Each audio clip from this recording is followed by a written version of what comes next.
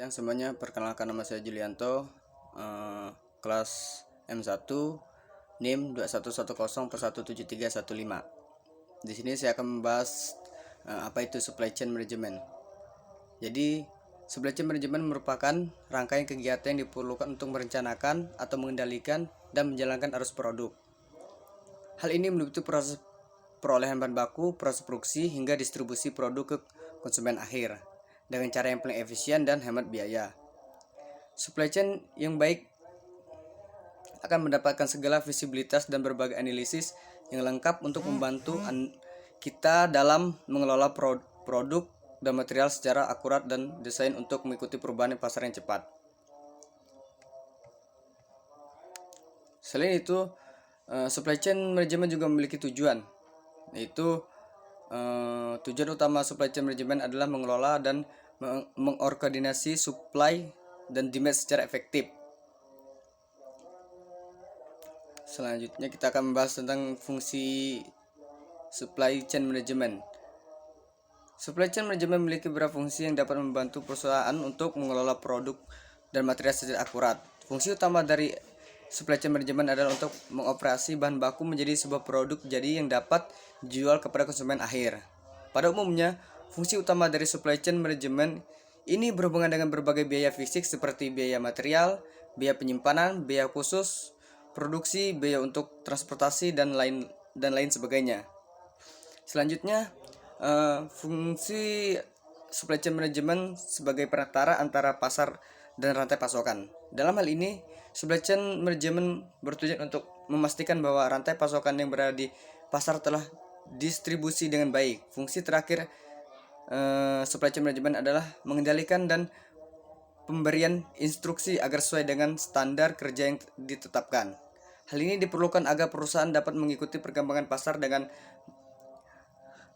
mendengar aspirasi konsumen terkait produk supply chain yang tersedia di pasar. Terus selanjutnya kita akan membahas prinsip supply chain management.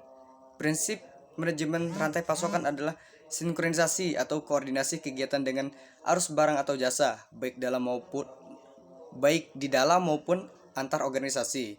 Aliran produk dalam perusahaan manufaktur sangat kompleks dan memerlukan koordinasi semua pihak untuk mengelola desain produk, produksi, pemasaran, akuntansi, dan bagian-bagian lain yang menunjang bukan hanya aliran produk secara fisik.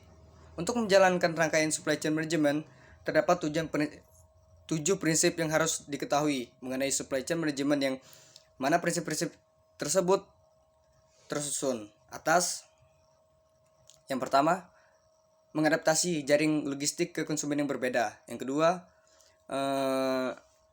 membagi konsumen berdasarkan segmentasi sesuai kebutuhannya. Yang ketiga, mengamati sinyal pasar dan menggunakan hasil pengamatan tersebut sebagai dasar perencanaan permintaan untuk hasil perkiraan yang konsisten serta alokasi dana yang optimal. Yang selanjutnya, mengelola pemasok secara strategis untuk mengurangi biaya kepemilikan material dan layanan. Selanjutnya, mendefinisikan produk dalam layanan yang lebih dekat dengan konsumen serta mempercepat transportasi di sepanjang rantai pasokan. Yang selanjutnya, ada memanfaatkan strategi teknologi di seluruh rantai pasokan yang mendukung pengambilan keputusan hierarki dan memberikan gambaran yang jelas tentang produk, layanan, dan aliran informasi. Dan yang terakhir itu adalah mengaplikasikan pengukuran kinerja pada seluruh rantai pasokan untuk meningkatkan layanan kepada konsumen akhir. Strategi supply chain management untuk membangun supply chain management yang baik, terdapat 2 strategi yang bisa Anda terapkan. Pertama, Anda dapat membangun hubungan yang baik dengan pemasok. Dengan begitu, Anda dapat mewujudkan kesuksesan rantai pasokan karena loyalitas pelanggan sudah ada dalam genggaman Anda. Selain itu, perusahaan juga harus mempunyai standar kualitas yang baik dengan membatasi jumlah pemasok, di mana hanya pemasok yang memiliki keunggulan saja yang bisa dijadikan kerjasama. Strategi akhir adalah perusahaan harus dapat meningkatkan respon pelanggan. Dengan mendapatkan feedback, perusahaan dapat mengetahui kelemahan dan keunggulan dari produk ataupun layanannya, sehingga perusahaan dapat meningkatkan layanan pelanggan.